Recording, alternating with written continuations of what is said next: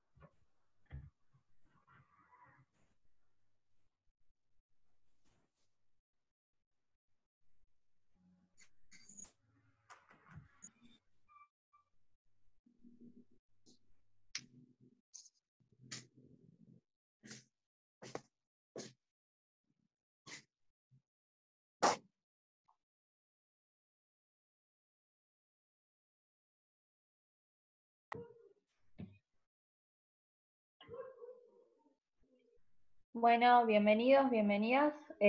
Vamos a esperar unos minutos más. Hay quienes más están ingresando para participar de estas capacitaciones. Les pedimos por favor que aquellos usuarios, usuarias que tengan el nombre quizás del número de teléfono, puedan cambiarlo a su nombre, porque desde ese lugar es que tomamos nosotros asistencia para las capacitaciones y para luego obviamente otorgar el certificado correspondiente.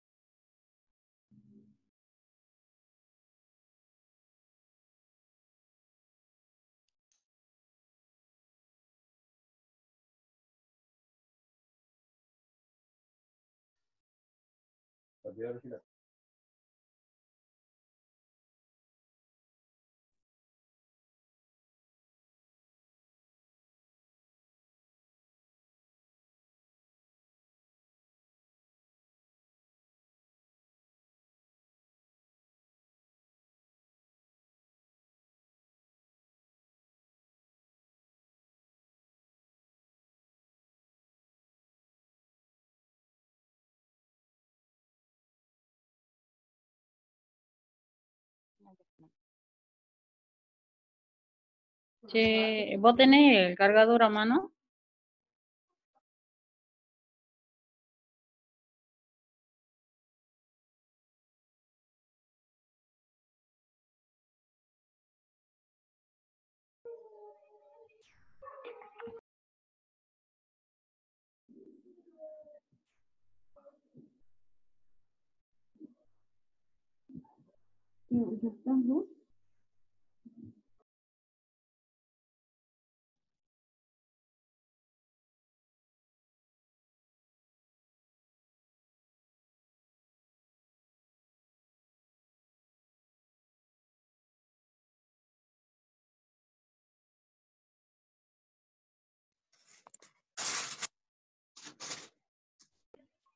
Bueno, a las 4:10 arrancamos, damos 10 minutos para esperar a que ingresen las personas que se habían inscrito.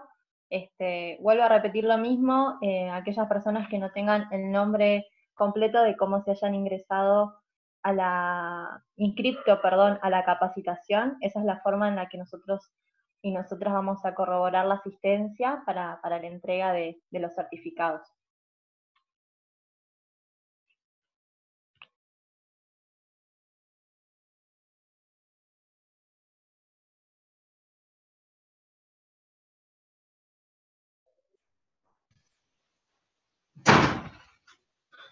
Qué rico mortadela.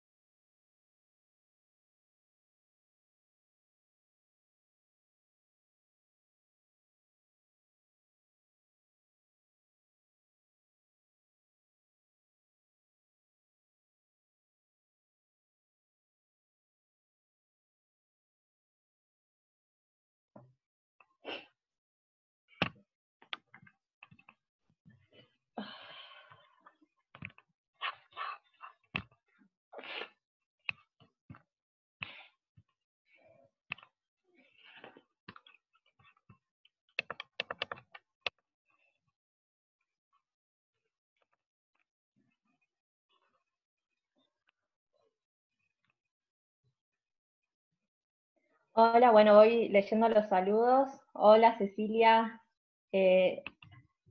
Amneris López. Ah, mira, no sabía que era un nombre. Florencia Vilte, Luna, Analía Milagros, Noé. Por ahí si no están familiarizados con la aplicación y no pueden cambiar el nombre, por ahí lo pueden poner en el chat. Hay parte del equipo que son las compañeras que están registrando la asistencia. Hola Georgina, hola María.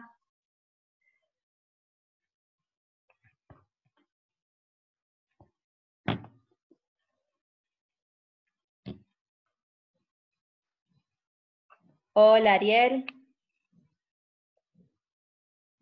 Natalia, ¿cómo estás?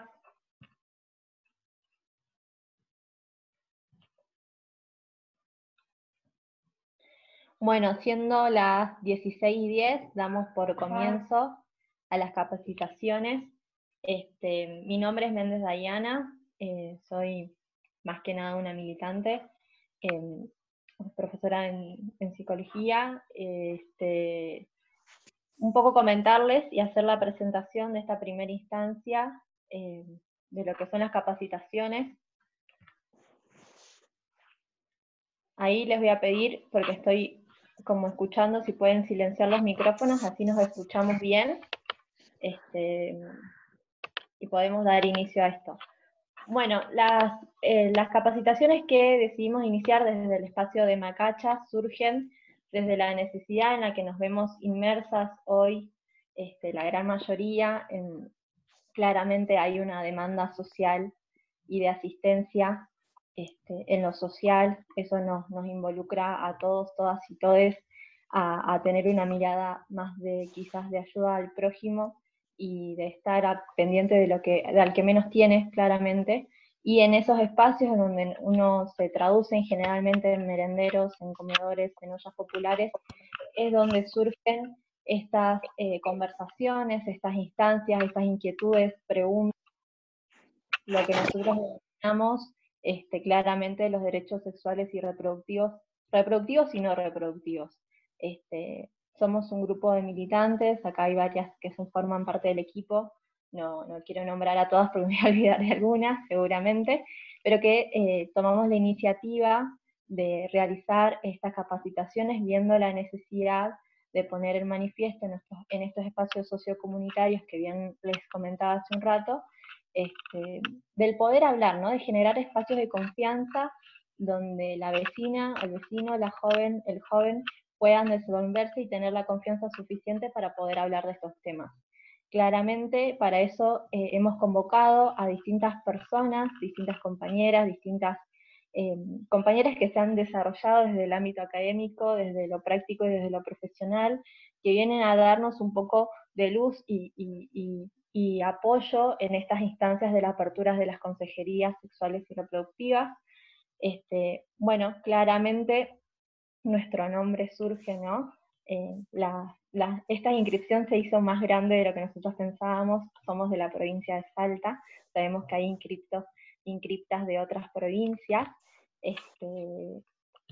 Nosotros elegimos un nombre bastante local que se llama Las Macachas, porque entendemos que somos mujeres, somos también, convivimos y participamos y hacemos también parte de nuestra lucha a las mujeres que se conciben lesbianas, travestis, trans, somos disidentes, entendemos nuestro lugar de origen, somos latinoamericanas, somos del sur, y en este caso particular somos salteñas, de una tierra donde tenemos un prócer que es gaucho, pero que muchas veces hablamos de esta historia oculta, ¿no? De la historia que no se dice, que donde las mujeres siempre fueron protagonistas, pero no formamos parte de la letra escrita muchas veces, entonces eso hace que se nos invisibilice, y por eso decidimos recuperar y poner en órbita el nombre de Macachas.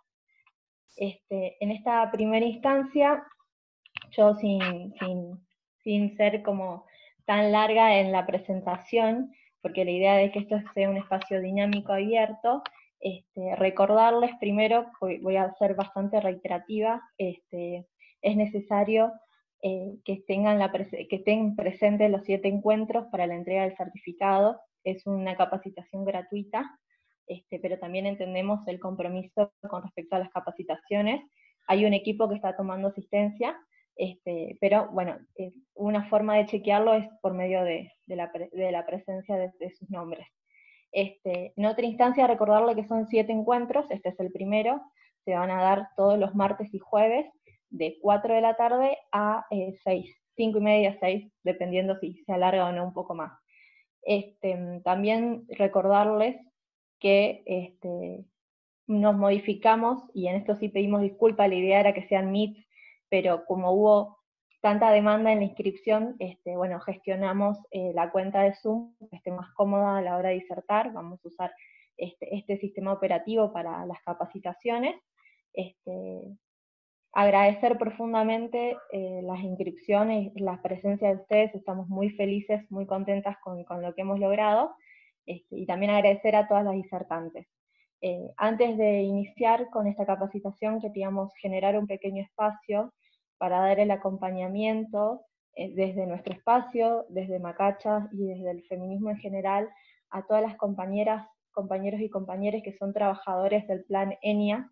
El Plan ENIA es un programa nacional que trabaja con consejerías sexuales, de derechos reproductivos y no reproductivos.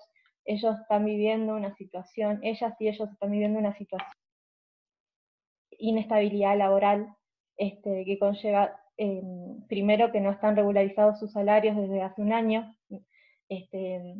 Más allá de eso, hay una inestabilidad con respecto a sus...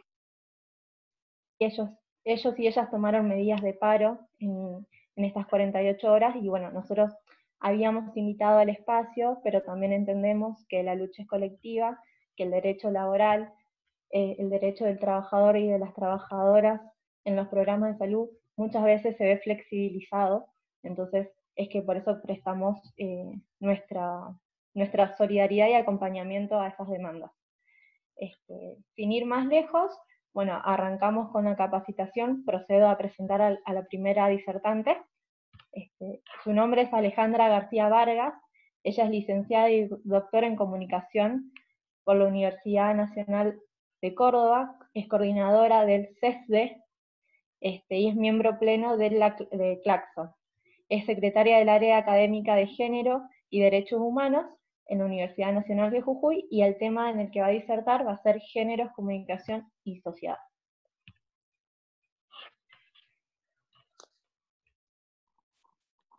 Muchas gracias, Dayana, y muchas gracias a las Macachas por esta invitación que me llena, que me parece un gran compromiso y al mismo tiempo una gran alegría en tiempos tan difíciles como los que atravesamos, porque, bueno, valoro muchísimo la tarea de las Macachas, también de aquellas Macachas que además militan en la Universidad Nacional de Salta, desde el Centro de Estudiantes y con Voces. Entonces, bueno, esa confluencia tan productiva me llena de alegría que me hayan convocado, ¿no? Así que vamos a trabajar juntos en una bienvenidos, bienvenides a este encuentro. Vamos a trabajar sobre un pequeño fragmento de todo aquello que se puede abordar en la propuesta de las compañeras, y concretamente, bueno, vamos a trabajar poniendo en relación los géneros, la comunicación y la sociedad, y dentro además de ese vasto espacio nos vamos a centrar en una cuestión específica, que es la idea de la vinculación de la violencia mediática como una forma de la violencia simbólica, y cómo opera en términos de una precondición dóxica de la violencia. ¿Qué quiere decir eso? Como una situación previa, habilitante de otras formas de la violencia, ¿sí? Entonces yo me voy a acompañar con algunas imágenes que vamos a compartir ahora, si me acompaña el dispositivo, que en un PowerPoint, ¿no? Espero que se pueda ver.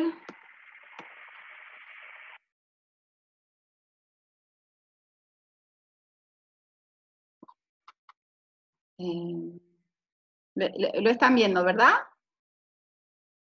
Lo que sí no logro hacer es mostrarla en su plenitud. Pero bueno, igual se lee así, así que yo creo que estamos como súper bien con eso.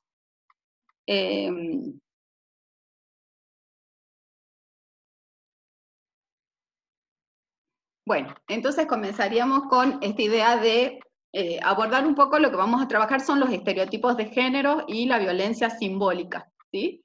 Como esa precondición tóxica de las violencias. En términos generales, yo les quería contar que la idea, yo sí exploro desde hace algún tiempo las relaciones entre género, comunicación y sociedad, pero esas relaciones se pueden abordar desde distintas perspectivas, de las que yo elijo, pero yo elijo trabajar siempre sobre la violencia que se produce en las relaciones comunicacionales mediatizadas, ¿sí? También es posible desde el campo de la comunicación abordar, explorar esos vínculos desde, por ejemplo, la comunicación interpersonal o la comunicación comunitaria. Yo trabajo específicamente con los procesos comunicacionales mediatizados, ¿sí? Y dentro de esos procesos comunicacionales mediatizados, las relaciones entre géneros, comunicación y sociedad se han trabajado desde distintos aspectos, ¿no? Desde distintos... Claudia Laudano, una gran investigadora, ¿sí? Una gran compañera de La Plata, dice que hay 3 grandes paradigmas de abordaje de esas relaciones. Con esos paradigmas ella se refiere a las formas de exploración de las textualidades, ¿sí? De lo que aparece, por ejemplo, en las pantallas o en las superficies de los medios, ¿sí? El análisis de esas representaciones. También hay una forma de abordaje que privilegia observar las relaciones laborales, o sea, cómo las mujeres y las disidencias se relacionan de manera inequitativa en el mundo laboral vinculado a las industrias culturales, ¿sí? Hay una vasta tradición en eso, son muy importantes los monitoreos que van reuniendo las sociologías del trabajo con las sociologías de los medios. Y un tercer paradigma, dice Claudia Lano, que aborda el tema de las mujeres y las disidencias vinculadas a los públicos y audiencias, ¿no?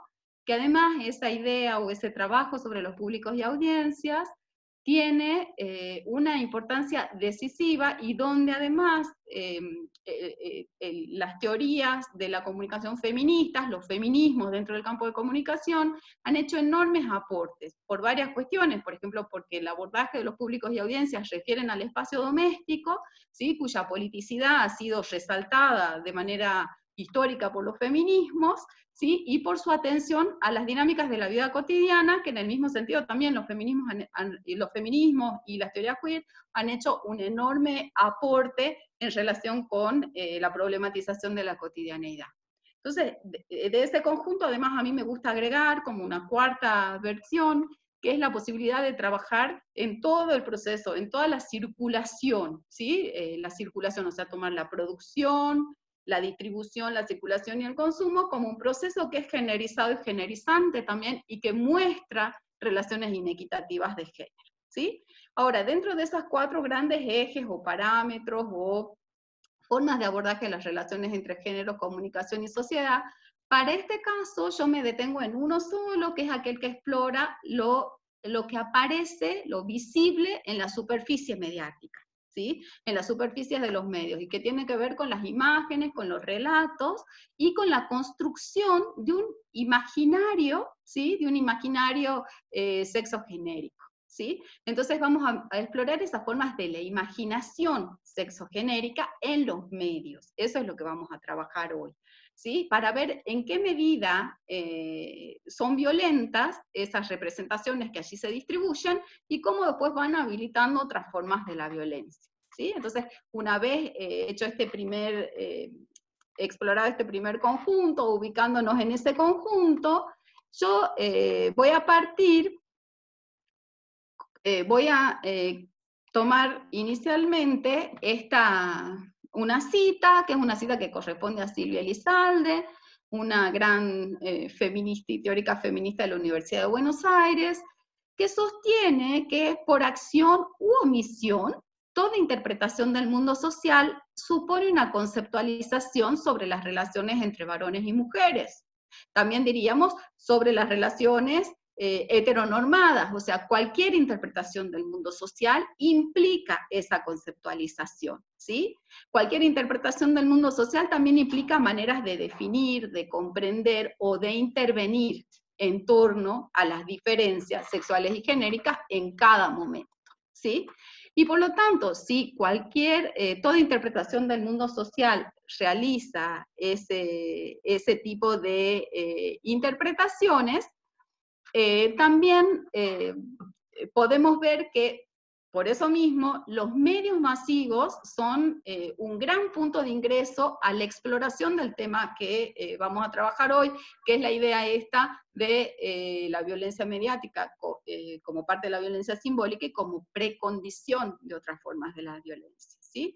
Los medios resultan un punto de ingreso relevante, primero porque son una institución importante de las sociedades contemporáneas, que cumplen un rol muy activo en la elaboración del sentido común y en la elaboración de las representaciones colectivas. ¿Sí? Entonces, en términos de una institución productora de imágenes y relatos sobre el orden social, resultan centrales para investigar las formas de la violencia simbólica. Pero además, porque la cultura masiva nos ofrece no solamente formas de la manipulación, sino también nos ofrece, es una especie de reservorio, ¿sí? Una especie de lugar donde encontramos una gran cantidad de material que resulta relevante para analizar el conflicto en los procesos de producción del sentido social, ¿sí? Por nada más y nada menos que tremendas instituciones. Por ejemplo, ¿cómo? Por ejemplo, en la construcción estereotipada de lo masculino y lo femenino, ¿sí? Que producen sentidos, que impactan en las subjetividades, ¿sí? Y las diferencias de género operan como un componente que va estructurando el tejido social. Todo lo que muestran, pero también lo que omiten o silencian, lo que puede hacer es perpetuar el orden social tal como está, un orden patriarcal y heteronormativo, o también podrían rearticular y resignificar lo que ahí se dice, ¿sí? Para ofrecer nuevas interpretaciones.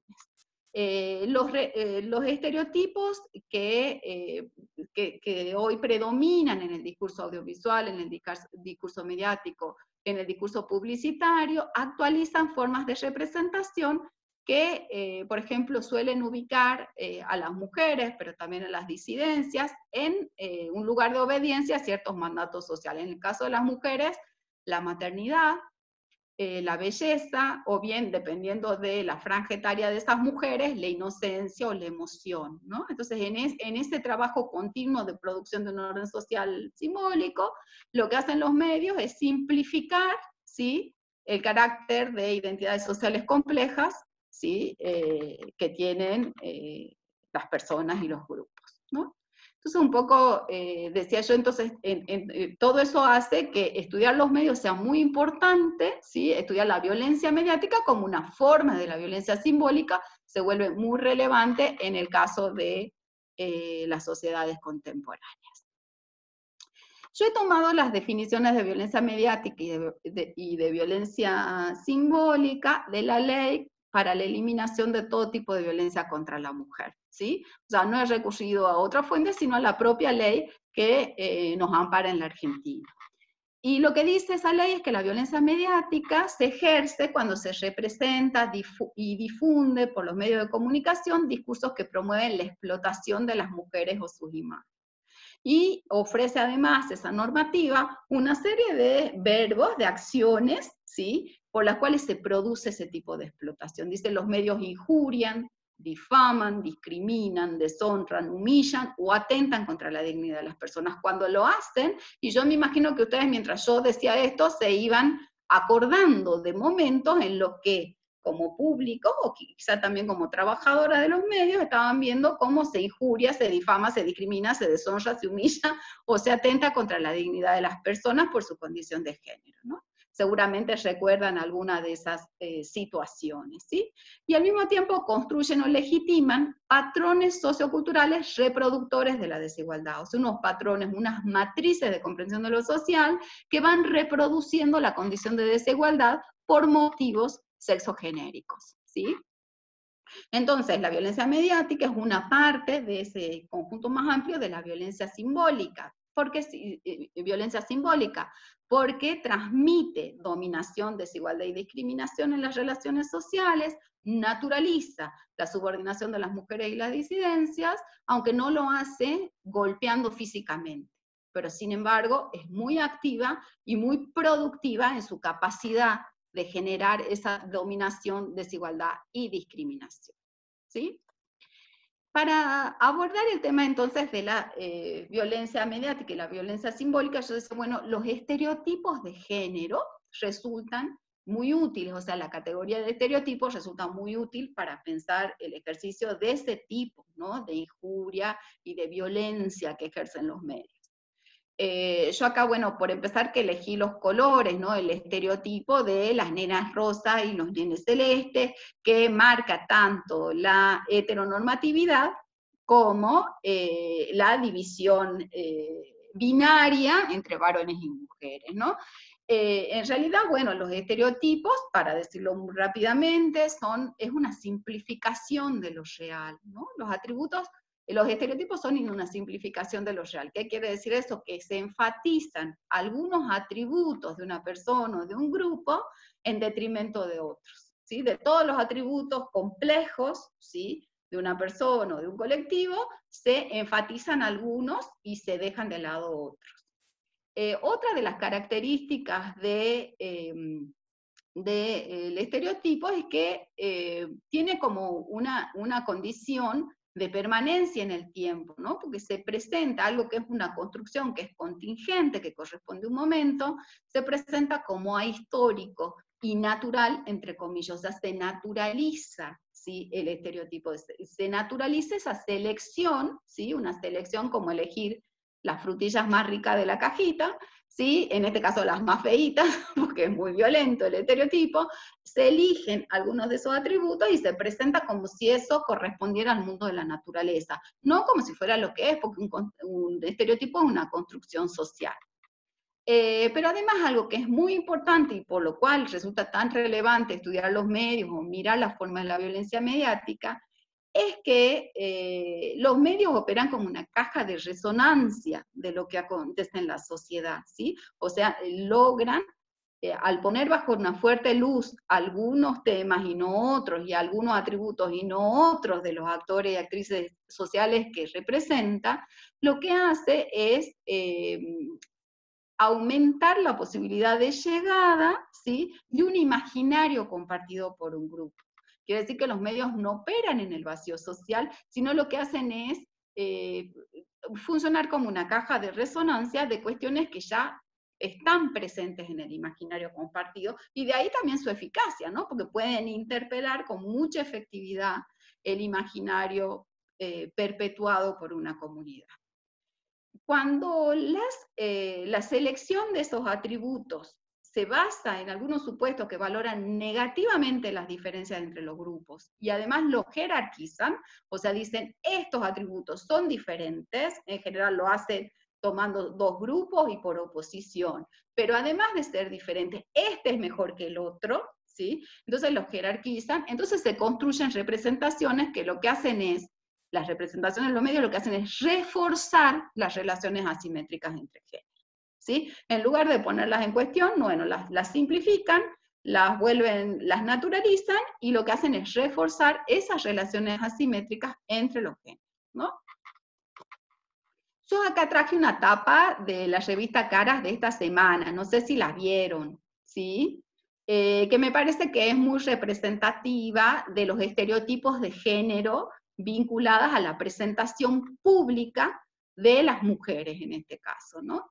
Yo no sé si la vieron a la tapa, provocó bastante discusión, sobre todo en redes sociales, ha habido incluso un comunicado reciente de la revista Caras que lo único que hace es reafirmar el horror de la tapa de la revista Caras en términos de estereotipo de género, pero bueno, en este caso, bueno, es una princesa, o sea que en este caso no tenemos acá, porque otra cosa, los estereotipos de género se van intersectando con otras condiciones que subalternizan grupos, que los ponen en una situación jerárquica inferior, ¿no? Entonces el género es muy importante, en este caso no se verificaría una condición de clase subalternizadora, es una princesa europea, digamos, pero sin embargo el trabajo de la estereotipación tiene que ver con cómo se supone que deben lucir las mujeres y sobre todo en el espacio público, ¿no? Entonces fíjense la titulación, dice la hija mayor de Máxima, luce con orgullo su look plus size, ¿no? Entonces de una manera glamorosa, lo que están diciendo es que, bueno, que la hija de la princesa, o sea, no se adecúa a los parámetros de belleza, no se adecúa al estereotipo de la princesa, ¿sí? Entonces, esto me parecía como un gran ejemplo para hablar de las representaciones hegemónicas, ¿sí? De las representaciones hegemónicas y de la construcción sobre qué se basa la violencia simbólica, ¿sí? Esas representaciones hegemónicas son construidas históricamente, ¿sí? Son inculcadas y aprendidas, asignan pautas de acción y comportamiento deseables, espacios, roles y tareas diferenciadas entre varones y mujeres. Y por supuesto también para las disidencias, ¿no? Entonces fíjense que acá este es un ejemplo claro de cómo se ha construido históricamente una representación hegemónica en torno a la femineidad, ¿sí? Que acá no se alcanzaría. Entonces lo que hace el texto es, si bien al parecer estaría presentando la posibilidad de un cuerpo no hegemónico, sin embargo está reforzando su carácter no hegemónico al decir su look plus size. Bueno, la bajada es aún más aterradora directamente, y si se lee la nota, bueno, otra vez, digamos con ciertos eufemismos, se va repitiendo la situación de discriminación sobre este cuerpo y esta señorita. Pero no es solamente la femineidad lo que se presenta de manera hegemónica, también hay una representación hegemónica de la masculinidad. ¿Cuál es la diferencia? La diferencia es que la masculinidad hegemónica se presenta valorada por sobre la femineidad, ¿sí? Entonces, cuando se construye la idea de una masculinidad hegemónica, se le exalta como forma cultural, ¿sí? Una forma culturalmente exaltada de la masculinidad hegemónica. El grupo que nos ha invitado a esta conversación se llama Las Macachas, ¿sí? Y reivindica una herencia guerrera y gaucha, ¿sí? En este caso yo elegí como una imagen de la masculinidad hegemónica en Jujuy, que es el lugar donde yo vivo, todas las imágenes son o de medios nacionales o de Jujuy, a los gauchos, ¿no? Y todo lo que llevan en sí, y además cómo representan una lucha donde han participado activamente las mujeres como si hubiera sido solo de ellos, en este caso en una manifestación pública, en un desfile, ¿no? La masculinidad hegemónica también es tomar ciertos atributos y presentarlos como válidos para todo un grupo, pero en este caso se exalta esa forma cultural, ¿no?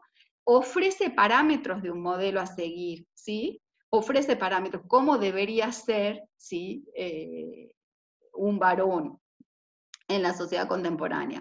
Y además se trata de un lugar que se quiere ocupar, no es solo un lugar de opresión, ¿sí? La masculinidad hegemónica juega con ofrecer lugares que son más valorados socialmente. Entonces, bueno, un poco lo que vimos es que esas representaciones hegemónicas van constituyendo el mundo social, ¿sí?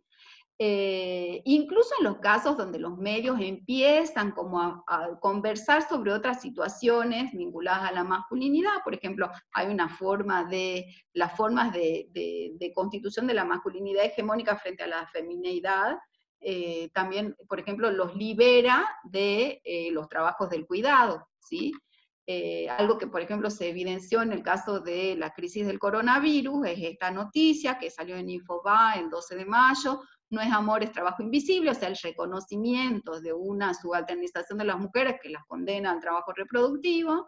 Dice, obligados a la reclusión, muchos hombres descubrieron la carga del trabajo que las mujeres hacen en casa. O sea, digamos, la agenda también va tomando ciertos debates. Igualmente, cuando lo hace, toma acá un testimonio, y el testimonio concluye y dice este testimoniante, que sería alguien positivo, porque se queda a cuidar el hijo en la casa, pero dice, me puse a pensar en que yo siempre llegaba fundido y no notaba que todo estaba impecable, el pibito comido, la ropa limpia, doblada y guardada, y dice, yo después en el futuro, digamos, él cómo se imagina la pospandemia, darle una mano a mi compañera, o sea, no ser corresponsables, no correrme del lugar de la masculinidad hegemónica, que me da ciertos privilegios, entre otros no hacerme cargo del trabajo reproductivo, pero sí irle dando una mano. Un poco la selección de estos fragmentos tenía que ver con decir, bueno, esto no es algo que aconteció en el pasado, es algo que sigue aconteciendo y que se ve reflejado diariamente en la vida cotidiana. Entonces yo también acá había tomado como unos registros que hablan del ámbito privado y del ámbito público, igual que lo que acabo de mencionar, o sea, a quién le corresponde el ámbito de lo privado y la tarea reproductiva, y a quién le corresponde el ámbito público. En el caso específico de la representación de las mujeres, se les ha asignado históricamente el ámbito de lo privado, y dentro del ámbito privado las tareas reproductivas, ¿sí? En el ámbito público hay muchas mujeres, pero esas mujeres son las mujeres que son tapa, ¿no? Un poco, la princesa de Holanda es la excepción a la regla de las mujeres que son tapa, porque en general la aparición de las mujeres en el ámbito público se vincula a que sean visualmente y hegemónicamente apetecibles o puestas a la vista como espectáculo de la mirada masculina y heterocentrada, ¿no? Entonces, en este caso, por ejemplo, hay una selección de tapas de caras que muestran cómo se representan a las mujeres cuando están en el ámbito público, como objeto de la mirada masculina, ¿sí?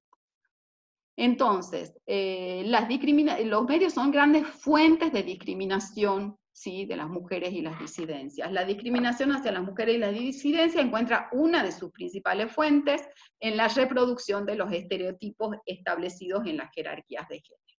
Y en el establecimiento de esas jerarquías de género hay dos grandes modelos hegemónicos. El vinculado a lo privado, en el que la mujer cumple su rol tradicional de guardadora del hogar, y cuando la mujer aparece en el ámbito público, solo si se adecúa a los roles, ¿sí?, vinculados a su sometimiento a la mirada masculina, ¿sí? Entonces ahí tenemos cómo operan los medios en términos del ejercicio de una violencia simbólica que significa, es un ejercicio de ubicación, ¿sí? ¿Dónde se ubica a las mujeres? ¿Dónde se ubica a las disidencias?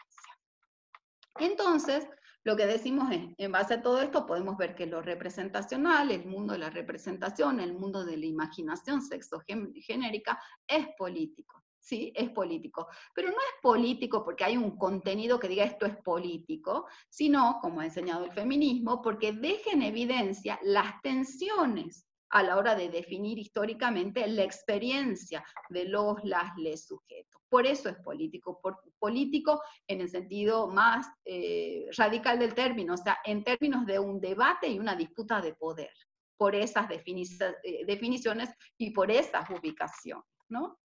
Yo tomaba, por ejemplo, en esta idea del espacio público y el espacio privado, que no es la única idea o el único eje ordenador de la representación de la mujer en los medios, pero es un eje que sigue siendo fundamental, una sistematización de la defensoría del público, donde los estereotipos van vinculando a las mujeres a la maternidad o a la belleza, y a los varones a la provisión, o sea, ser proveedores y a ser protectores. Y en general van apareciendo en un relevamiento sistemático todos esos roles asociados, ¿no? Las tareas domésticas asociadas siempre a las mujeres, las profesiones son profesiones vinculadas al cuidado, ¿sí?, o a la asistencia, tales como secretarias, administrativas, enfermeras, empleadas, mientras que las profesiones de los varones en los medios aparecen gerentes, científicos, ingenieros, choferes, políticos. Eso se verifica, yo las invito a que miren cualquier noticiero, por ejemplo el de esta noche, ¿no?, cualquier telediario, y escuchen y miren quiénes son fuentes de las informaciones, ¿no?, qué roles cumplen las fuentes y las voces de varones y mujeres, y mucho más si comparan además a las disidencias en esos medios, ¿no? Los espacios asignados siguen siendo una fuente principal de esa jerarquización y división entre varones y mujeres. En general, las mujeres aparecen en el ámbito de lo privado, vinculadas a la emotividad y a la reproducción cotidiana, y los varones aparecen en el ámbito de lo público, vinculados a la racionalidad y a la producción. Entonces voy a tomar acá también otra idea que nos sigue ayudando a comprender esta estas representaciones hegemónicas, esta idea de un sentido común patriarcal y heteronormado, en la idea del sentido común visual que ofrece Sergio Caggiano, ¿no? Entonces, lo que dice el autor es que hay una organización hegemónica de la mirada, hay una organización dominante de la mirada, ¿no? Habitamos un mundo de imágenes donde hay unas representaciones dominantes, y esas representaciones son racializadas y son sexistas, ¿sí? Entonces los repertorios hegemónicos, de los medios hegemónicos, pero en general los repertorios de los medios lo que hacen es racializar y ofrecer discursos sexistas cuando ofrecen universos de imágenes, ¿no? Lo que acontece en la constitución de ese sentido común visual es una intersección, ¿no? Es un tejido, ¿sí? Es un tejido como el overlock, ¿no? Es un tejido que lo que va reuniendo son dimensiones de la diferencia y la desigualdad. Por supuesto, el género es estructurante, pero también es estructurante la clase. Por ejemplo, es mucho más difícil encontrar a varones, mujeres y disidencias de las clases populares en los medios, ¿sí? Pero además es racializada, ¿sí? Digamos, en general, si nosotras también ahora mismo prendemos la televisión y hacemos un recorrido por los canales de noticias, va a ser muy difícil encontrar a personas que tengan nuestra misma edad, que sean parecidas a nosotras, o sea, es muy difícil mirarnos en la televisión como espejo, incluso en la televisión local, ¿no? En las televisiones locales. Entonces, ahí hay una diferencia fuerte que se va visibilizando de manera hegemónica. Sentido común visual también aparece cómo se edita y se arman los repertorios. Por ejemplo, cuando aparece, ¿no?, la representación disidente de la princesa oversize, entonces se acompaña, ¿sí?, de un texto que lo que hace es reforzar su condición de mujer fuera del estereotipo, ¿sí? Entonces se va combinando, se va armando, ¿sí?, y esa imagen y esa tapa al final resulta consistente con todas las tapas de las otras mujeres que ha presentado Caras, porque por su excepcionalidad, ¿no?, que se recalca en el texto. En general también el sentido común visual produce un dispositivo desigual entre quien mira y quien es mirado o mirada. Pero lo notable en esto es que quien mira, o sea, se prevé que el ojo que mira es un ojo masculino y heterosexual, ¿sí? Entonces que va mirando, y quien es mirada es una mujer. Entonces la mujer sí se ofrece a la vista, como en las tapas de Caras, ¿sí?, para un ojo específico. Entonces ahí también hay un dispositivo que produce una desigualdad sexogenérica. En general, el sentido común visual trabaja sobre la regulación del espacio, donde un punto central es la división entre la calle y la casa, ¿sí? O sea, muestra hegemónicamente el espacio de lo privado para las mujeres, el espacio de lo público para los varones, ¿sí? Fíjense que cuando nosotras cantamos en las marchas, ¿qué cantamos? A ver, si alguien quiere abrir el micrófono y ayudarme, ¿qué cantamos en las marchas? ¿Se acuerdan de esto que dice, ahora que estamos juntas? ¿Cómo sigue? ¿Alguien se acuerda? Ahora que sí nos ven. Ahora que estamos juntas, sí. Y ahora que sí nos ven. Ahora que sí nos ven, muy bien. Yo no sé por qué no escucho. Ay, perdón. No sé por qué no escucho muy bien, pero sí, ahora que estamos juntas, ahora que sí nos ven, aguanten que el patriarcado va a caer, se va a caer, ¿sí? Fíjense que esa canción, ¿qué está diciendo? No quiero más sentido común visual, ¿sí? Quiero que me vean. Quiero que me vean en el espacio público y junto a otras compañeras y otros compañeros, ¿sí? Lo mismo que la Marcha del Orgullo, ¿sí? Que se canta, ahora que estamos juntas, ahora que sí nos ven. Aguanten que el patriarcado se va a caer, se va a caer. Se va a empezar a caer porque les podemos cantar. Estamos juntas, porque las mujeres en el ámbito de lo privado no estamos juntas, ¿sí? Estamos separadas, cada una en su casa, y cada una con su experiencia personal, y en cambio ahora estamos juntas y en la calle. ¿Por qué se creen que molestan tanto las marchas feministas? ¿Por qué se creen que molesta tanto el lenguaje inclusivo? ¿sí? Molesta en términos que el lenguaje inclusivo busca construir un espacio donde nos podamos reconocer como mujeres y disidencias y donde nos podamos saber que no estamos solas en ese lugar. Cuando decimos nosotras, nosotras, estamos aquí reunidas, ¿sí? Y estamos hablando y generando un espacio en el espacio mayor del lenguaje para reconocernos, para tener un lugarcito en el espacio de lo simbólico, ¿sí?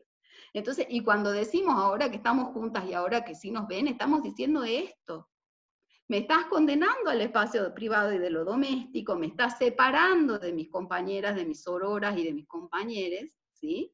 Disidentes, y sin embargo yo altero, ¿sí? Y digo, estamos juntas y sí nos ven, nos visibilizamos, estamos en contra del sentido común. Fíjense lo importante que es el sentido común visual, lo que reproduce los parámetros hegemónicos y cómo las mujeres y las disidencias lo combatimos desde la acción, ¿sí? Y les decimos, ahora que sí nos ven, ¿sí?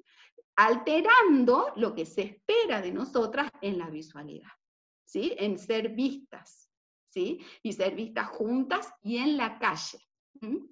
Entonces, fíjense que la idea del espacio regulado no es algo antiguo y, por supuesto, nosotras lo podemos tomar para contrarrestar y ofrecer unas respuestas contrahegemónicas. Y la idea del tiempo imposible es otra cuestión que atañe al sentido común visual, y el tiempo imposible tiene que ver sobre todo con una intersección que en el noroeste argentino es muy productiva. ¿Qué es la intersección? Entre la racialización y el género, ¿sí? Y los géneros. Y eso tiene que ver con la remisión de los pueblos originarios, ¿sí? De los pueblos indígenas al pasado. O sea, como siempre se habla de los pueblos indígenas como una experiencia del pasado, cuando había indígenas, ¿sí? Cuando había racialización por cuestiones, por pertenencia étnica. Cuando en realidad, o sea, los procesos racializantes que hacen a la jerarquización siguen muy presentes, ¿sí? Y cuando confluye la racialización con el género y la condición de clase, eso se pone muy pesado, ¿sí? Se pone muy, muy pesado. Pero entonces ese tiempo imposible es como era antes y como es ahora, que también aparece en el sentido común cuando se dice, por ejemplo, que antes era todo mucho más lindo porque, como en el cuento de la criada, fíjense que cualquier discurso reactivo, ¿sí? A las luchas y la organización de las mujeres y las disidencias por sus lugares, el intento reactivo es como volver a un tiempo imposible, a un tiempo anterior, donde, que además se idealiza como maravilloso, cuando en realidad se basaba en la explotación y la opresión aún mayor de ciertos grupos frente a otros. Entonces el tiempo también, hay un espacio regulado y un tiempo imposible, porque es el pasado, se construye una frontera espacial, la casa y la calle, y se construye una frontera temporal, ¿sí? Para mantener un orden sexogenérico dominante. Entonces, yo reitero que esto no es algo que pasaba en el pasado, sino que es muy presente. ¿Cómo operan los medios? Los medios operan como una pinza, ¿sí? Donde se invisibilizan ciertas acciones, grupos, colectivos, y se hipervisibilizan otros, ¿sí? Se hipervisibilizan los cuerpos hegemónicos en las tapas de la revista Cara.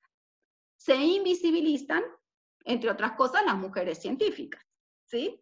Pero podemos decir, en este juego de hipervisibilidad e invisibilidad es donde hacen su trabajo de construcción de repertorios hegemónicos los medios, ¿no? Entonces yo acá había elegido, pensando en cómo sigue operando esa idea del espacio público y del espacio privado, pero además en la situación del coronavirus, yo elegí 4 fotos que corresponden a los últimos meses en el caso de Jujuy, donde esta forma de ejercicio del poder es muy intensa. ¿Sí? No sé si alcanzan a ver bien las fotos. ¿Sí? Bueno. Fíjense que yo traje 2 fotos de la apertura de sesiones de la legislatura de Jujuy de este año. ¿Sí? Este es un acto que tuvo lugar el día 2 de abril, ya en condición de aislamiento social preventivo y obligatorio. ¿Sí? Después, la tercera foto, ¿no? Que ahí, ¿ven la pincita? ¿Ven la flechita? Es esta. La tercera foto corresponde al Comité Operativo de Emergencia a principios del mes de junio. Y esta última foto es la celebración del 25 de mayo, que como ustedes saben, en virtud del aislamiento no se podía hacer un acto, así que se hizo un video, ¿sí? En el caso de Jujuy. ¿Qué es lo que le llama la atención de esta foto? Si es que algo le llama la atención, y en ese caso sí les pido que por favor abran el micrófono para contarme si hay algo que les llama la atención o no. Son todos hombres. La ausencia de los espacios. En todas las fotos son dos varones.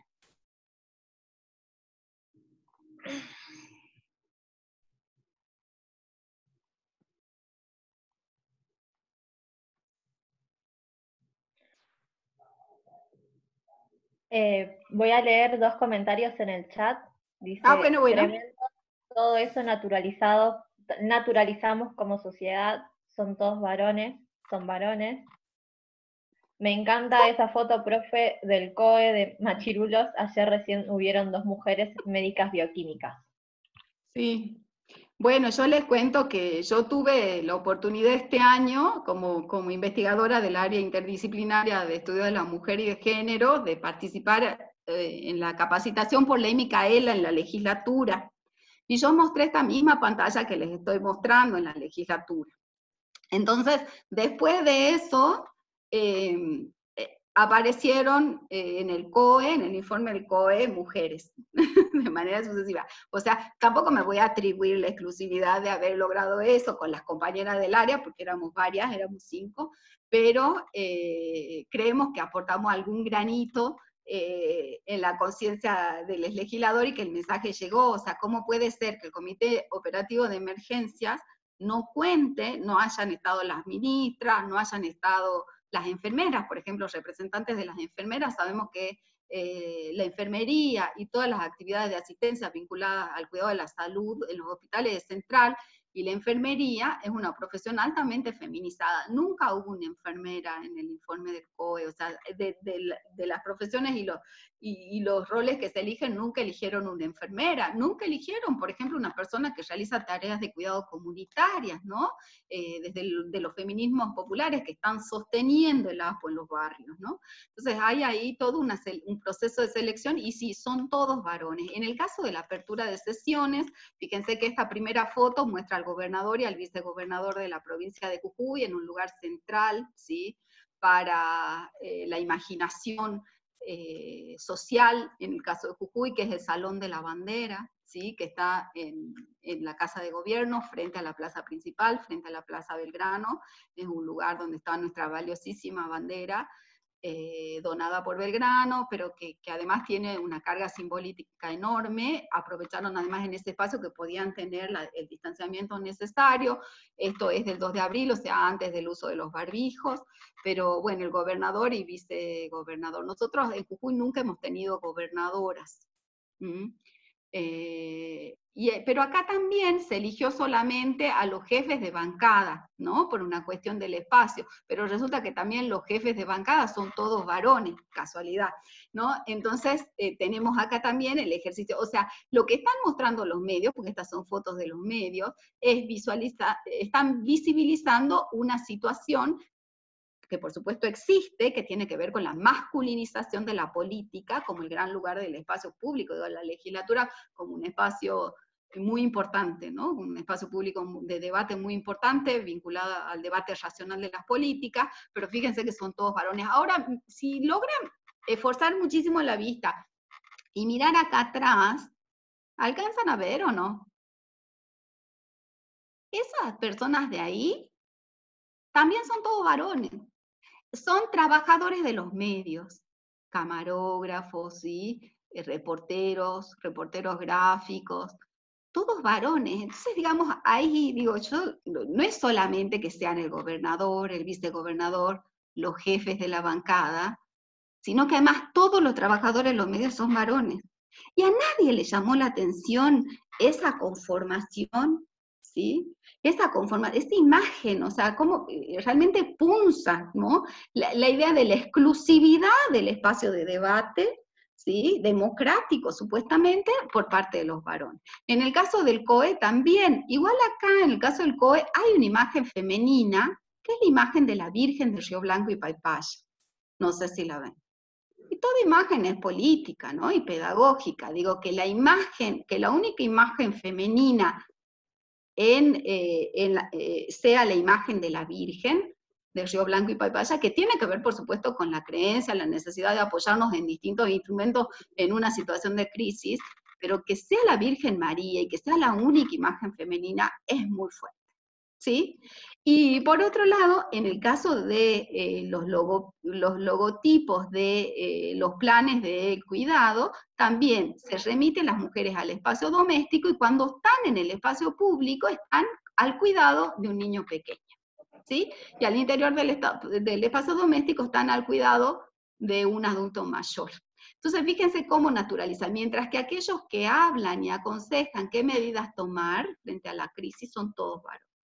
Y en el caso de la celebración del 25 de mayo, otra vez son todos varones, pero además está muy militarizado, porque digo, toda esta confluencia, ¿no? Esta que es histórica de separación del espacio público y el espacio privado, en vinculación con el género, se refuerza en la situación del coronavirus, en el caso de Jujuy al menos, en el hecho de que hay como dos grandes configuraciones metafóricas, una corresponde a la guerra, ¿sí? Y otra corresponde al cuidado, pero lo que va ganando el lugar en la agenda pública en el caso de Jujuy es la metáfora de la guerra. Y en la metáfora de la guerra está completamente masculinizada. Y en lo del 25 de mayo se ve muy especialmente, ¿no? Está masculinizada y está vinculada directamente, ¿sí?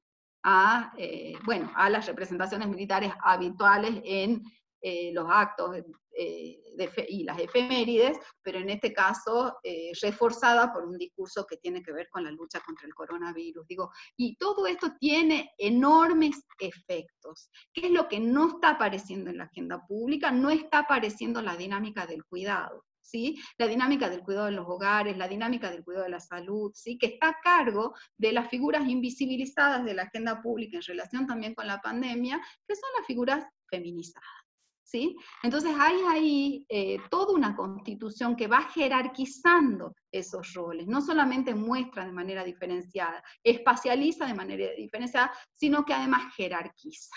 Y ahí hay evidentemente un problema. Yo me voy a fijar ahora en la hora, porque me parece que ya estamos un poco pasadas, así que voy a ir redondeando. Les digo nada más que, bueno, eso se puede ver, por ejemplo, en el caso de los monitoreos del proyecto. Hicimos un proyecto muy interesante, con sede en la Universidad Nacional de Salta, dirigido por la profesora Sebrelli. A mí me tocó coordinar el nodo Jujuy de ese proyecto, que era de la Defensoría del Público y de la Agencia de Promoción Científica y Técnica, y en el nodo Jujuy vemos acá, por ejemplo, la participación de las varones y mujeres con voz en las noticias, una enorme predominancia en los canales locales, en este caso Canal 2 de los varones, acá en Canal 7, ¿sí? O sea que también hay una permanente invisibilización de las mujeres. Yo no voy a poder avanzar con todo lo que había preparado, porque me distraje con otros ejemplos, pero sí les quiero decir que qué y cómo nos enseñan los medios y por qué eso resulta violento, ¿sí? Y está maullando mi gata, perdón. Entonces, los medios enseñan con unas pedagogías específicas, trabajan con una pedagogía de la ausencia, ¿sí? Los medios invisibilizan a las mujeres y a las disidencias, o si no, los subestiman y les asignan diferencialmente y estereotipadamente las tareas reproductivas y el espacio doméstico, y representan de manera fijas y estereotipadas a las mujeres y a las disidencias. Pero además los medios no solamente invisibilizan, sino que cuando visibilizan, ejercen una pedagogía de la crueldad, ¿sí? Cuando hipervisibilizan los estereotipos de género, o bien producen discursos que refuerzan los estereotipos de género, como en el caso de la revista Caras vinculada a la princesa, cuando detallan pedagógicamente el ejercicio de las violencias sobre los cuerpos de las mujeres y disidencias en el caso de los femicidios y los travesticidios, entre otros, y en la adecuación de la mostración pública de las mujeres y las disidencias en adecuación al ojo patriarcal y heteronormado, ¿no? Entonces un poco quedarme ahí y poder ver que los medios, esta es la elección de la reina de los estudiantes en Jujuy, que es una fiesta como muy importante, local. Acá tenemos la adecuación de estas jóvenes mujeres, ¿sí? Al sentido común visual, a cómo deberían verse las mujeres en el espacio público, además del solo hecho de que exista un concurso de belleza en el siglo XXI, pero en cualquier momento es algo brutal, ¿no? Pero es una actividad constante de ubicación. Yo digo que los medios cartografían, mapean, patrimonializan los espacios en un ejercicio de imaginación social que ubica a los hombres, a las mujeres, a las disidencias. Y entonces lo que hacen en ese ejercicio de ubicación es superponer la generización a otras actividades de asignación diferencial de lugares físicos, pero también sociales, ¿sí? Y esta actividad permanente en los medios abre y cierra posibilidades de participación muy diferentes y refuerzan un orden social establecido que perpetúa relaciones de poder sobre las que se basa y sostiene el mundo patriarcal y heteronormativo, es decir, un mundo que es desigualado y es desigualante.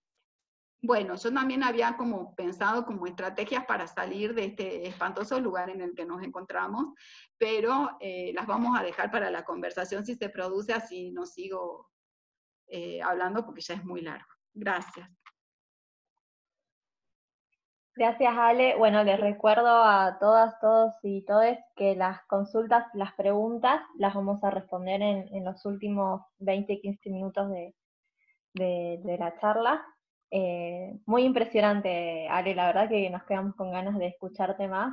Yo personalmente no te conocía, escuché hablar mucho de vos, pero muy contenta de lo que viniste a exponer, porque palabras quizás más precisas era un poco lo que venimos sintiendo todas, ¿no?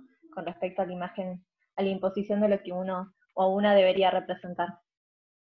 Bueno, en una siguiente instancia, como veníamos hablando, esto es un espacio teórico y práctico que vamos construyendo entre todas, entre todos, entre todes.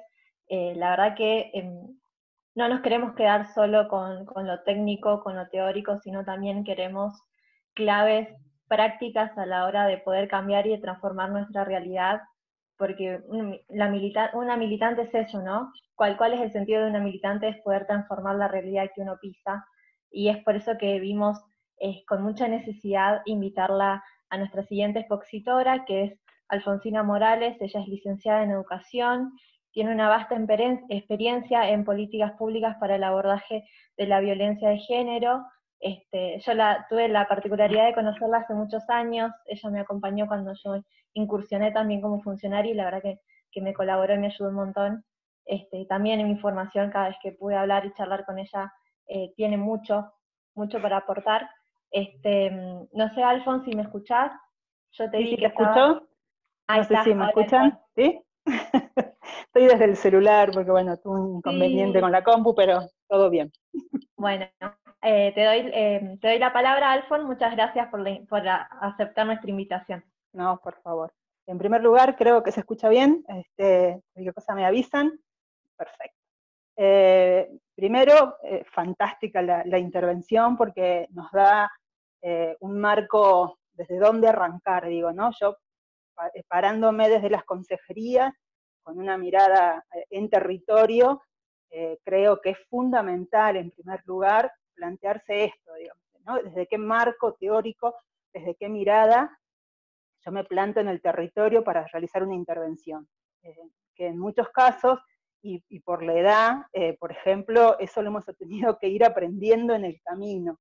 Y la ventaja que tienen hoy ustedes es que en realidad es un planteo previo que se están haciendo y que les achica mucho los tiempos y los espacios. Nosotras, estoy hablando de que tengo casi 50 años, por lo cual, digamos, hemos ido aprendiendo en territorio, tener estos espacios de reflexión previos me resultan sumamente interesantes y para ustedes les ahorra un montón de caídas y dadas contra la pared, sobre todo, ¿no? Eso es en primer lugar. Luego plantear que hablar de consejerías en salud sexual y reproductiva automáticamente nos implica un trabajo en red, un conocer el territorio, saber cuáles son las instituciones que tenemos a la mano, en donde, a diferencia de las fotos que se mostraban en la intervención anterior, nos vamos a encontrar con muchas mujeres, porque estos temas son temas de mujeres, en muchos casos ninguneados, ¿no? Entonces hay que empezar a darle también ese carácter de importancia, y que no es un tema de mujeres, es un tema de la comunidad, es un tema que interviene y que interpela a todos, ¿no? Entonces, eso también, ¿no? A diferencia de la foto, les puedo asegurar que en las primeras reuniones, o las reuniones de red, o las instituciones que participen, la mayoría van a ser mujeres, y hay que ir trabajando también con eso. Lo que primero aconsejaría, si tuviera que decir, bueno, qué consejos puedo dar para empezar a intervenir, es hacer un mapeo del territorio, un mapeo institucional, es decir, cuáles son las instituciones que están, saber que ya hay redes establecidas. O sea, nosotras, cuando uno va al territorio, no va a armar nada nuevo. Las organizaciones y las referentes barriales se han ido comunicando, se han ido relacionando hace años. Entonces, lo que sí debemos es incluirnos en esas redes, no intentar generar nada nuevo, porque por ahí suena como hasta chocante, ¿no? Eso lo digo por experiencia, porque una se cree que va a armar siempre todo de nuevo, y no es así. En el territorio las cosas ya están funcionando, con o sin nosotras. Entonces, lo que queremos es ser un eslabón más y un recurso más para que las cosas funcionen un poco mejor. Esa es la cuestión, me parece, y lo central. Y además, empezar a relevar cuáles son los recursos institucionales, porque cuando hablamos de salud sexual y reproductiva, es verdad que estamos en el ámbito de la salud, pero sí creo que es el ámbito como más amplio desde la salud. Acá no es encontrar una enfermedad, es trabajar exclusivamente con el centro de salud. El ámbito de la mujer, digamos, y los espacios en donde se desenvuelve son muy amplios, por los cuales hay que tener una amplia gama de recursos para que no salir ante la emergencia. Es decir, me surge el problema en la consejería y salgo a averiguar cómo se hace o qué hago. Yo creo que hay que empezar a tener como un mapeo de cuáles son las instituciones del lugar, qué recursos tiene cada una. No olvidar que en muchos casos vamos a ser un intermediario con recursos estatales, con políticas públicas, municipales, provinciales y nacionales. Entonces, tener un buen armado de qué es lo que hay, de cuáles son los vínculos que yo puedo establecer, porque al convertirnos en referentes del lugar, evidentemente vamos a, digamos, como hacer un recurso más para esa comunidad. Entonces, es muy importante que conozcamos todos los recursos que hay. Por ahí en capacitaciones futuras puede ser eso uno de los ejes, empezar a ustedes ser un recurso de la comunidad, porque si resultan valiosos en el territorio, es más fácil empezar después a poder trabajar con los otros, ¿no? Y que no sea, bueno, una más que viene al territorio. Eso es de lo que yo he trabajado en redes. Por ahí lo más difícil es mantener las reuniones, mantener la periodicidad, y eso me parece que se construye con la actividad, se construyen con el sentirnos útil, se construyen desde un lugar en donde yo no me paro con el saber, sino que me paro desde un lugar de construcción colectiva. Creo que eso es mayoritariamente el espacio en donde ustedes se van a ubicar, ¿no? Y en general por ahí, yo ahora si quieren habilito preguntas, me parece que lo más importante es entenderse en un lugar que van a ser referentes territoriales.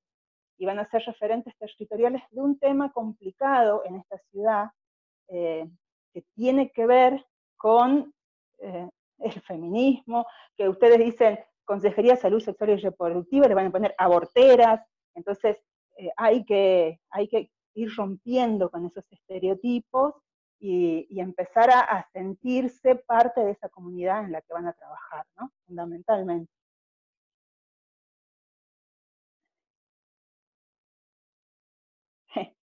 Perdón que me callé porque estoy leyendo el chat. Bueno, sí, en el interior es verdad que es muy complicado, pero no varía, debo decirlo, Salta a lo largo de la provincia.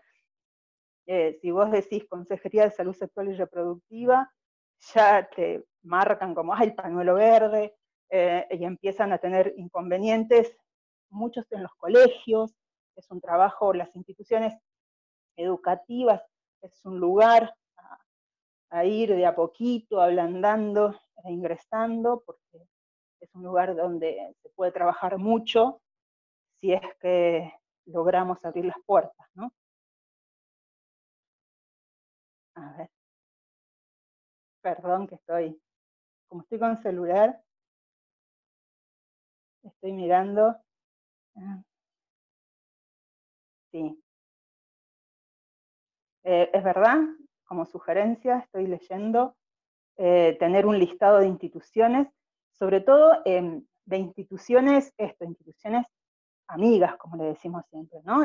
Instituciones que podemos tener un listado general de todas las instituciones que intervienen en la comunidad, pero ir como marcando las amigables, como digo yo, o dentro de las instituciones, con quién es mejor relacionarse, por dónde hay que entrar, porque el plan ENIA, si es verdad, tiene un montón de trabajadores que tienen otra cabeza, que están trabajando diferente, entonces empezar a vincularse con personas. En un principio, antes que con instituciones, en general, hay que ir vinculándose con ciertas personas que uno sabe que les van a ir como abriendo las puertas y empezar a poder trabajar interredes desde otro lugar, ¿no? A ver, no sé si Alfon, si querés yo te las voy leyendo, porque tú estabas con un problema en la compu. Sí, estoy viendo el chat así y me sale ahí dentro, pero está bien. Sí, hay una que se te pasó que te la leo, que dice, me encanta lo que se está diciendo, súper valiosas las observaciones para marcar la diferencia desde nuestro lugar de referente. Yo creo que ese es lo central. O sea, cómo nos queremos parar como referentes, porque uno puede ser referente de diferentes cuestiones. Podemos ser que nos miran y decir, no, esta es una referente política, no, esta es una referente en la educación, digo, ¿desde qué lugar nos paramos en el territorio? Y por eso es fundamental arrancar con la intervención que tuvo la compañera de Jujuy, digamos, primero desde dónde nos paramos, cómo queremos, qué imagen queremos dar a nuestra comunidad, ¿no? Eso me parece central, ¿no? Ponernos nosotras, hacer un replanteo real de cuál es la imagen que queremos dar en nuestra comunidad, y de ahí empezar a armar las consejerías. De ahí empezar a relacionarnos con las instituciones y empezar a armar las reuniones, establecer me parece, un plan de acción que sea construido entre todos y no caer, ¿no?, con el librito, bueno, yo soy nueva, entonces caigo con el librito nuevo, porque hay un agotamiento de las instituciones, debo decirlo, ¿no?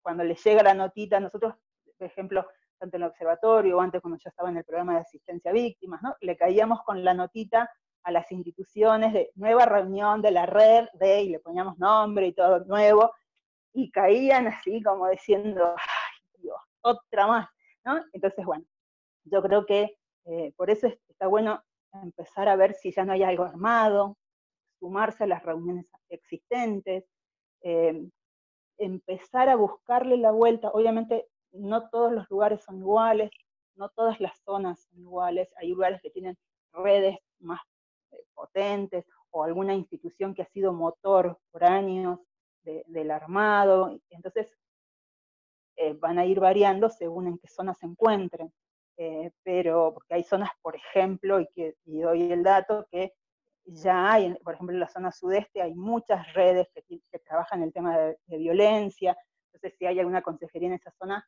empezar por ahí es lo ideal, digamos, ¿no? Entonces va cambiando mucho en función al territorio en el que se encuentren, pero con una base, digamos, de entrar para no armar algo nuevo.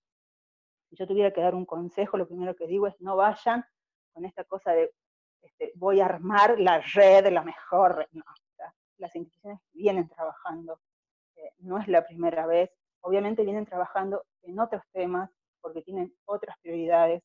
Yo creo que la estrategia nuestra es empezar a generar nuevas prioridades, nuevas necesidades, para enriquecer el trabajo colectivo, ¿no? Sé que estamos en un periodo complicado, en donde hay una importante crisis económica, ¿no? Generada por años de vaciamiento de políticas públicas, pero que se han intensificado fuertemente con esta cuarentena, y que obviamente va a ser difícil el trabajo en comunidad, porque las necesidades concretas de la gente son otras hoy. Hoy lo importante es cómo llenar la olla, pero no deja de ser necesario el trabajo de las consejerías de salud sexual y reproductiva, más en una época en donde los adolescentes en muchos casos han estado en zonas vulnerables, como es su hogar. No siempre el hogar es un lugar de acogida, un lugar de contención, y hay muchos adolescentes, niñas, niños que están realmente en riesgo porque están solamente en su casa. Eso es tristísimo, pero es así, y lo estamos viendo también en las situaciones de violencia de género, digo, ¿no? Entonces las mujeres hoy estamos más aisladas que nunca, nuestros niños, niñas y adolescentes también, entonces hay que empezar a reconstruir nuevamente un tejido en donde los chicos y las chicas tengan un espacio de contención, de escucha y de habla, ¿no? No sé si hay alguna pregunta más. Ahí te voy leyendo. Pardo Vega dice que hay que establecer misión y visión personal para poder ser productivo. Alexis, hay que no dice el nombre, dice la prevención para la reproducción sexual bajaría el índice de embarazo en adolescentes, más en nuestra provincia que cabeza el índice de nuestro país. Y Lorena dice, ¿cómo el abuso sexual infantil que el mayor porcentaje se da en nivel intrafamiliar? ¿Cuál sería un comentario?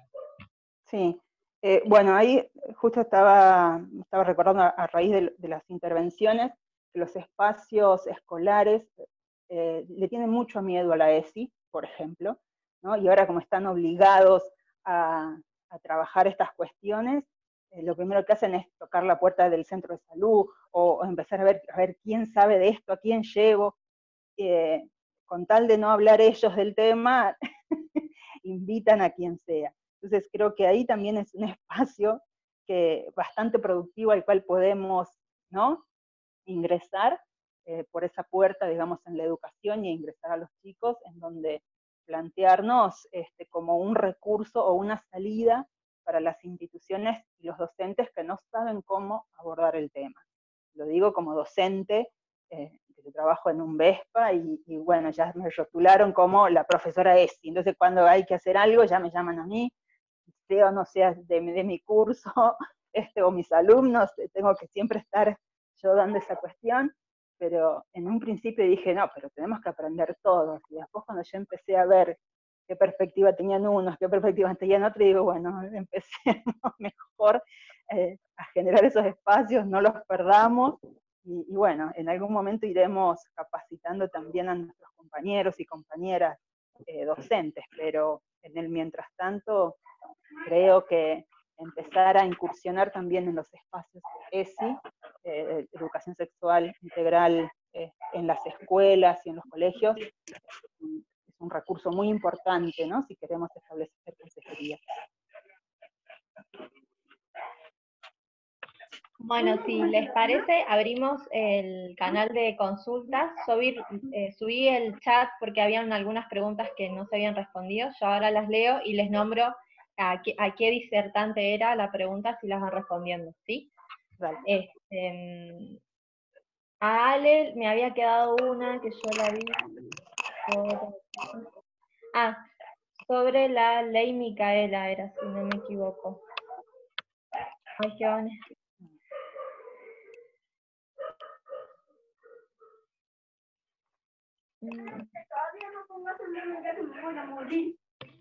Qué importante es la ley Micaela para producir y promover un cambio sobre estos temas en la agenda pública. Eso publicó David Bursak, que no lo había leído. Y otra más es de Rebeca Pardo. Con esto también vemos la importancia de la inserción de profesionales preparados para impartir ESI. Las consejerías son muy importantes hoy en día. Y Flor Vilte pone, el también hacer ver cómo los femicidios ya no se dan por los supuestos dichos de la sociedad, la forma de vestir de la mujer, entre comillas, el por qué sale sola de noche, entre comillas, sino se da por estas complicaciones económicas que generan más estrés en el hogar. El no poder generar ingresos económicos genera y aumenta la violencia. Bueno, ahí seguramente hablará también mi compañera de Jujuy, pero yo sí quiero hacer una distinción. Los femicidios pueden tener un carácter, o pueden, digamos, la causa no es los problemas económicos, la causa no es el desempleo, eso sí lo quiero dejar claro, porque cuando hay una situación de crisis, lo primero que se dice, bueno, para ahora hay más violencia porque estamos en épocas de crisis. No, esos son factores que digamos que son un caldo de cultivo, para hacerlo más clara, ¿no? La olla ya estaba hirviendo, y lo que hace esta situación es ponerle un poquito más de leña, pero la olla es otra cosa. La olla es el patriarcado, la olla es si estoy estresado y sin trabajo, ¿con quién me voy a desquitar? ¿No? Con quien me educaron, que es menor que yo, y que tengo un poder de dominio, y por eso voy hacia situaciones violentas en mi relación. Pero eso sí quería no dejarlo pasar, no es la situación económica lo que ha generado mayores niveles de violencia, y por eso ponía en énfasis la vulnerabilidad en la que estamos las mujeres, las niñas, los niños y los adolescentes en esta pandemia, en donde tenemos muy poco contacto con los otros, en donde estamos en nuestro hogar, que no siempre es un lugar seguro, y eso creo que ha generado mayor violencia, pero aquí digamos, el eje está puesto en el patriarcado y las relaciones que tenemos desiguales entre varones y mujeres, no es la situación económica. No sé si mi compañera quiera sumar algo. Sí, exactamente, iba a decir exactamente lo que dijo Alfonsina, que además lo dijo de una manera súper clara, más clara que de lo que yo podría, pero sí, es el patriarcado, o sea, la causa de los femicidios y de los travesticidios, y de la transfobia, el odio vinculado a esa situación extrema de violencia que es apropiarse de la vida de las mujeres, las disidencias, es hija del patriarcado y de la heteronorma, no es para nada una situación que tenga que ver con la crisis económica. Lo que sí, la crisis económica nos permite ver el entretejimiento, esta interseccionalidad entre la situación de género, la situación de raza, la situación de clase, nos permite ver, porque digo, fíjense que el capitalismo nunca está solo, ¿no? Es capitalismo más patriarcado, capitalismo más racismo, capitalismo más adultocentrismo, ¿no? Entonces todo eso va combinándose para ejercer el poder, ¿no? Y el capitalismo se basa, entre otras cosas, en haber asignado un rol diferencial y jerarquizado a varones y mujeres, y haberles asegurado a los varones el privilegio de no tener que hacerse cargo del trabajo reproductivo colectivo, que es mucho trabajo, ¿no? Y esa es una fuente fuerte de la violencia, y la casa es una cápsula de violencia. La violencia de género, digamos, en la vida cotidiana y en el ámbito doméstico está muy presente. Entonces, tener en cuenta eso, ¿no? Tener en cuenta que además cuando decíamos la violencia simbólica es precondición dóxica, digo, esa apropiación por parte de la mirada masculina y heteronormada, ¿no? Esa apropiación de los cuerpos de las mujeres desde las imágenes, que no es idéntica, por supuesto, a la violencia física o al femicidio o al travesticidio, sin embargo, es una precondición, ¿no? Va asegurando la reproducción de una idea de la subalternidad de las mujeres y las disidencias. Y por otra parte, también lo que decía la compañera, a mí me parece importantísimo, digo, yo creo, ¿cuál es el futuro? O sea, ¿cómo hacemos? Bueno, además de incidir, luchar, y que siempre la salida es colectiva, es justamente la educación sexual integral, ¿no? Es justamente estos talleres, porque estos talleres no son solamente usar pastillas, usar el parche, no es eso solamente, es justamente deconstruir estas ideas del patriarcado. Educación sexual integral es también permitir reconocer el propio cuerpo, poder nombrar las partes del cuerpo, poder saber además que no hay nada ahí que haga que se produzca nada biológico que genere una diferencia entre varones, mujeres, heteronormados, no heteronormados, ¿sí? Entonces eso es muy importante y es una parte importantísima de la situación de la salida es la educación, por la consejería, por la educación sexual integral. Si no, no vamos a transformar esto, ¿no? Y por supuesto, bueno, la lucha colectiva para el fin del patriarcado y el fin del capitalismo, que se avisora un poco lejano, así que por ahora, o sea, activamente educar y participar en las consejerías, ¿no? Sí, y yo que estoy en los colegios y me doy cuenta ahora, por ejemplo, la ESI se asocia mucho a métodos, ¿no? Vos le preguntás a los chicos, bueno, ¿qué se da en ESI? Los métodos, te dicen, y no, y en realidad no es eso. Digamos, ese es un tema, hasta sería el menos importante, a mi entender, porque cualquiera ahora con un celular entra a métodos y sabes cuáles. La cuestión es el cómo, el ser dueña de la decisión, ¿no? Empezar a cómo me relaciono con el otro. Las cuestiones de diversidad son las menos vistas, de identidad ni hablar.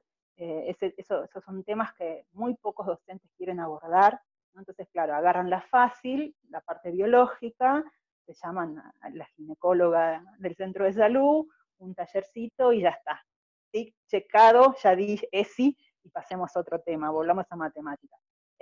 Y no, acá creo que las consejerías tienen que tener una mirada muy amplia de lo que implica la educación sexual integral, que es una palabra que después la traducimos en ESI y pierde, ¿no?, el valor real que implica la palabra integral. No podemos dar ESI sin una mirada de género. O sea, una mujer que me diga, yo no soy feminista, soy femenina, y da ESI, decir, ¿de qué me estás hablando? Entonces, bueno, yo creo que hay cuestiones que no podemos dejar pasar, ¿no? Entonces, dar ESI y tener una mirada peyorativa del feminismo es imposible, es contradictorio. Y esas cuestiones hay que saberse plantar. Por eso es lo que digo que está bueno estos talleres, porque ustedes se pueden plantear de antemano, ¿no? Y poder tener herramientas y recursos a la hora de tener enfrente a alguien a donde tengan que defender su postura, que es lo más complicado, ¿no? Procedo a leer las últimas y ya vamos cerrando porque ya estamos con los tiempos. Sí, yo por eso se me dio así nomás, sí, porque vi la hora y dije, no, lo más importante por ahí es todo lo que planteó Alejandra, me pareció fantástico. Bueno, de María Alzogaray dijo, un placer volver a escucharla, profe Alfonsina Morales, muchas gracias por reconocer el trabajo social de las redes Sudeste, quedan todos invitados a unirse a redes unidas de Salta para trabajar anticipadamente. Para Alejandra, a eso me refería, perdón, a eso me refería cuando hablaba de Sudeste. Para Alejandra y Alfonsina, como posibles consejeras, ¿creen que es posible que podamos acercar ESI a los barrios teniendo en cuenta el contexto patriarcal del que venimos hablando? Esa es una. Otra es Ana Clara Burgos. Me parece re importante la reflexión acerca de las mujeres y la construcción social, acerca de la feminidad de los medios. Pienso en algo que dijo Alejandra respecto a cómo nos encasillan a las mujeres dentro de, por ejemplo, determinadas profesiones vinculadas al cuidado y al hogar, mientras los varones están ligados al ámbito de lo público, de la casa para afuera. Eso me hace pensar en cómo después de mucha lucha las pibas logramos ocupar lugares tradicionalmente ocupados por varones, como por ejemplo cargos políticos y la campaña mediática que se genera en contra nuestra justamente por salirnos de la norma. Pienso, por ejemplo, en Cristina o en Ofelia Fernández. Después, Noelia Singh pone, los talleres en ESI es una herramienta que nos da conocimiento y esto nos da poder. Ana Clara Burgos, después sobre la ESI coincido totalmente, hay un terror generalizado al aplicarla y cuando se hace es desde una perspectiva totalmente biologicista y heteronormada, ni siquiera se tocan temas como el deseo, ni hablar de la posibilidad de desear libremente todo lo que dijeron, ni hablar de la posibilidad de desear libremente. Todo lo que se dijeron al respecto me pareció re importante. Poder decidir, poder elegir, nos permite disfrutar nuestra sexualidad. Esto es Noelia Singh. Y lo último, Cecilia Carrizo, lo urgente es derribar estos estereotipos y el sentido común que nos encierra, entre comillas, en feminista sin feminidad y abortera que desprecia la vida. Gracias a ambas por sus aportes. Bien, no sé si Alejandra arranqué yo recién.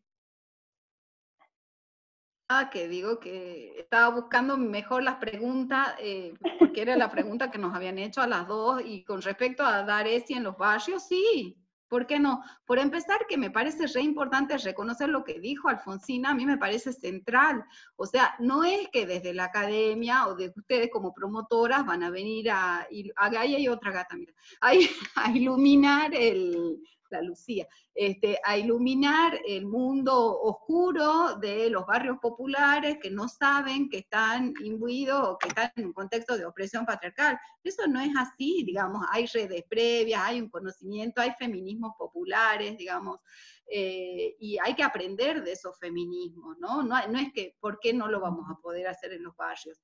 Que va a ser es un contexto difícil, sí, pero en realidad cualquier contexto es difícil. Yo les aseguro que hace unas semanas en la legislatura de Jujuy no la pasé bien. O sea, porque hubo una reacción fuerte de un diputado, porque hay unas situaciones que son fuertes y porque el patriarcado está en todos esos sentidos. La tarea que van a realizar me parece importantísima, importantísima, y me parece que los aportes de Alfonsina han sido tan ordenadores, digamos, me parece fantástico, digamos, pero en todo ámbito es difícil darle la lucha al patriarcado, o sea, es difícil, pero es colectivo, digo, estas formas organizativas, bueno, son una enorme esperanza, y poner la cabeza ahí en la consejería, en la salud sexual integral, digamos, poner la cabeza, no solo la cabeza, el tiempo, el cuerpo, la acción ahí, me parece lo más productivo. Sí, comparto. Lo que sí, por ahí aconsejo que los primeros talleres no diga ESI, porque no va a ir nadie, no va a ir ni el loro, pero se puede, digamos, desde un taller, no sé, de herrería que hay, y que ustedes puedan ayudar a convocar al alumnado, y entonces lo hacen más integral, y van sumando a mujeres, digamos, hay muchos lugares desde donde trabajar ESI, sin decir la palabra ESI, digo. Yo creo que hay que empezar a trabajar desde otros ámbitos para captar también a la barriada, porque es muy difícil, insisto, y en este contexto de crisis, en donde evidentemente las urgencias de la comunidad son otras, son llenar la olla. Nosotros estamos queriendo incluir una necesidad estratégica que vemos que es prioritaria trabajar, pero no todos en la comunidad lo ven así. Entonces, por ahí, empezar a arrancar desde otro lugar. Las ollas populares es un espacio riquísimo en donde están las mujeres realmente de la comunidad, las referentes del lugar, que se conocen todo, y desde esos espacios, desde ayudar a revolver la olla y empezar a charlar de las experiencias, con un mate de por medio, estás haciendo más ESI que sentada en un aula, ¿no? Sí. Buenísimo. Bueno, primero una preguntita a Ale y ya procedo a cerrar. Ale, varios me están preguntando si podemos compartir tu Power. Yo no sé si lo preparaste para nosotros o es parte de tu investigación. Por supuesto que sí, o sea, como dicen en la primera diapositiva, dice Alejandra para las macachas. Y las macachas hacen con eso lo que quieran. Estupendo, te agradezco un montón. Para todos los que preguntaron y preguntaron, les mandamos por mail, así que eso ya es una duda menos. Otra, agradecer tanto a Alejandra como a Alfonsina, muchas gracias por la disponibilidad de su tiempo, por sus conocimientos y sus consejos. Muchas gracias por sumarse. Sé que vinieron en carácter de invitadas, pero los Zoom están abiertos para que participen de los 6 encuentros si quieren. Recordarles a todos y todas y todos los inscriptos que nos vemos. Yo estoy medio perdida, sería el próximo martes, desde 4 a 5 y media de la tarde. Recuerden que necesitamos la presencia en los 7 encuentros para que puedan contar con el certificado. Bueno, ya saben que está a disposición el mail para cualquier duda, para cualquier inquietud, y también nos pueden seguir en nuestras redes sociales. En Facebook salimos como Las Macachas, en Instagram también, Las Macachas también. Bueno, tenemos el mail, lasmacachas@gmail.com, si no me equivoco. Esperemos que hayan disfrutado esta jornada. Nos veremos el próximo martes, 4 de la tarde, 4:10 arrancamos, como el día de hoy. Muchas gracias por haber participado, gracias a Alejandra, gracias a Alfonsina. Nos vemos el próximo martes. Gracias. Chau, chau. Chao.